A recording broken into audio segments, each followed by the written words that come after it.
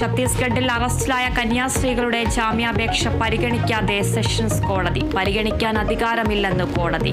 Case NIA കോടതിയിലേക്ക്. ആഹ്ലാദ പ്രകടനവുമായി ബജ്രംഗ് പ്രവർത്തകർ.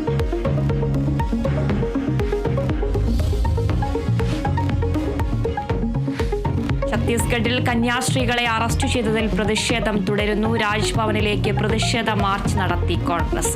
കന്യാസ്ത്രീകളെ ജയിലിൽ എത്തിക്കണ്ട് ഇടത് നേതാക്കൾ. പാർലമെന്റിൽ ഇന്നും പ്രതിഷേധം.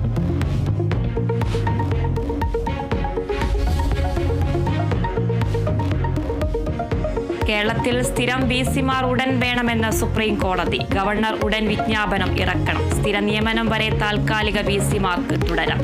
നിയമനം വൈകുന്നത് വിദ്യാർത്ഥികളുടെ ഭാവിയെ ബാധിക്കുമെന്നും കോടതി. ഉത്തരവ് ഗവർണറുടെ അപ്പീലിൽ.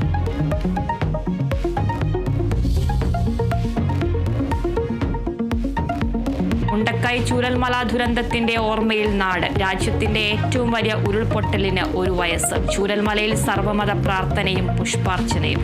പുനരധിവാസ പ്രവർത്തനങ്ങൾ വൈകുന്നതിൽ ദുരന്ത ദിനത്തിലും പ്രതിഷേധം. വിലങ്ങാട് ഉരുൾപൊട്ടൽ ദിനത്തിനും 1 വയസ്സ്.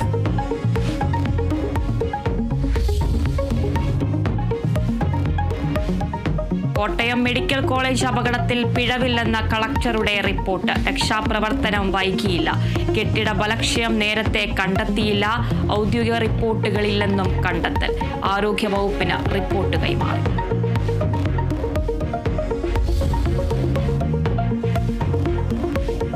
തൃശൂരിൽ ഭർത്തൃപീഡനത്തെ തുടർന്ന് ഗർഭിണി ജീവനൊടുക്കിയതായി പരാതി. മരിച്ചത് വെള്ളാങ്ങല്ലൂർ സ്വദേശി ഫസീല.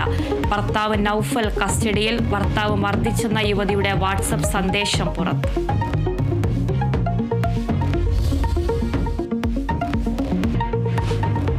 റഷ്യയുടെ കാംചാക്ക തീരത്ത് വൻ ഭൂചലനം. റിക്ടർ സ്കെയിലിൽ 8.7 തീവ്രത രേഖപ്പെടുത്തി. ജപ്പാനിലും റഷ്യയിലും സുനാമി. ഫുകുഷിമ ആണവ നിലയം ഒഴിപ്പിച്ചു. ഭൂകമ്പ മേഖലയിൽ കനത്ത നാശനഷ്ടമെന്ന് റിപ്പോർട്ട്. ആയിരക്കണക്കിന് ആളുകളെ ഒഴിപ്പിച്ച് റഷ്യയും ജപ്പാനും. അമേരിക്കയിലും മുന്നറിയിപ്പ്.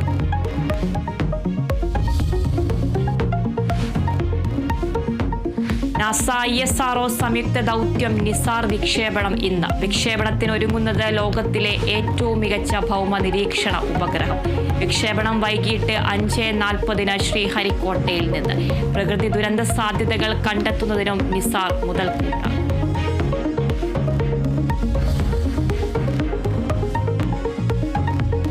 ഇന്ത്യ-ഇംഗ്ലണ്ട് അവസാന ടെസ്റ്റ് നാളെ മുതൽ ഓവലിൽ. പരമ്പര സമനിലയിലാക്കാൻ ഇന്ത്യക്ക് ജയം അനിവാര്യം.